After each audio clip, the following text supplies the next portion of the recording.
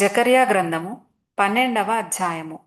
దేవోక్తి. ఇశ్రాయేలీలను గూర్చి వచ్చిన యెహోవా వాక్కు. ఆకాశ మండలమును విశాలపరచి భూమికి పునాది వేసి మనుషుల అంతరంగములో జీవాత్మను సృజించు యెహోవా సెలవిచ్చున్నదేమనగా,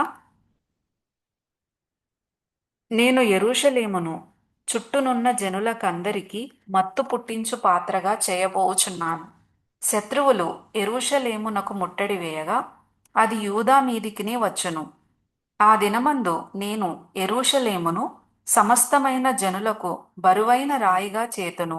దానిని ఎత్తి మోయువారందరూ మిక్కిలి గాయపడుదురు. భూజనులందరూ దానికి విరోధులై కూడుదురు.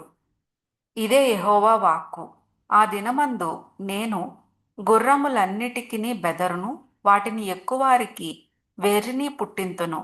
యూదా వారి మీద నా దృష్టి ఉంచి జనముల గుర్రములన్నిటికిని అంధత్వము కలుగజేతును. అప్పుడు యెరూషలేములోని అధికారులు, యెరూషలేము నివాసులు తమ దేవుడైన యెహోవాను నమ్ముకొనుట వలన మాకు బలము కలుగుచున్నదని తమ హృదయమందు చెప్పుకొందురు. ఆ దినమున నేను యూదా అధికారులను కట్టెల క్రింది నిప్పులుగాను పనల క్రింది దివిటీగాను చేతును. వారు నలుదిక్కులనున్న జనములనందరినీ దహించుదురు. యెరూషలేము వారు ఇంకనూ తమ స్వస్థలమగు యెరూషలేములో నివసించుదురు. మరియు దావీదు ఇంటివారును యెరూషలేము నివాసులను తమకు కలిగిన ఘనతను బట్టి యూదా వారి మీద అతిశయపడకుండునట్లు యెహోవా యూదా వారిని మొదట రక్షించును. ఆ కాలమున యెహోవా యెరూషలేము నివాసులకు సంరక్షకుడుగా నుండును.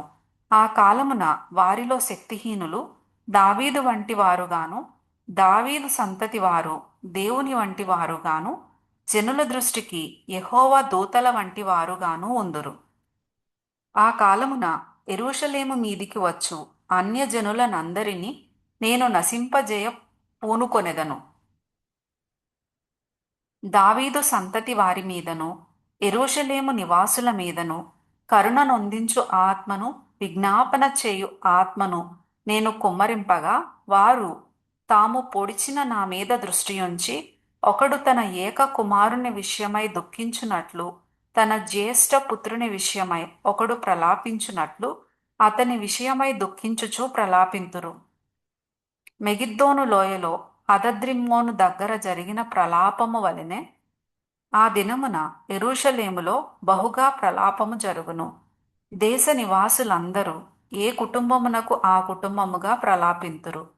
దావీదు కుటుంబీకులు ప్రత్యేకముగాను, వారి భార్యలు ప్రత్యేకముగాను, నాతాను కుటుంబీకులు ప్రత్యేకముగాను, వారి భార్యలు ప్రత్యేకముగాను, లేవి కుటుంబీకులు ప్రత్యేకముగాను, వారి భార్యలు ప్రత్యేకముగాను, షిమీ కుటుంబీకులు ప్రత్యేకముగాను, వారి భార్యలు ప్రత్యేకముగాను, మిగిలిన వారిలో ప్రతి కుటుంబపు వారు ప్రత్యేకముగాను, వారి భార్యలు ప్రత్యేకముగాను ప్రలాపింతురు.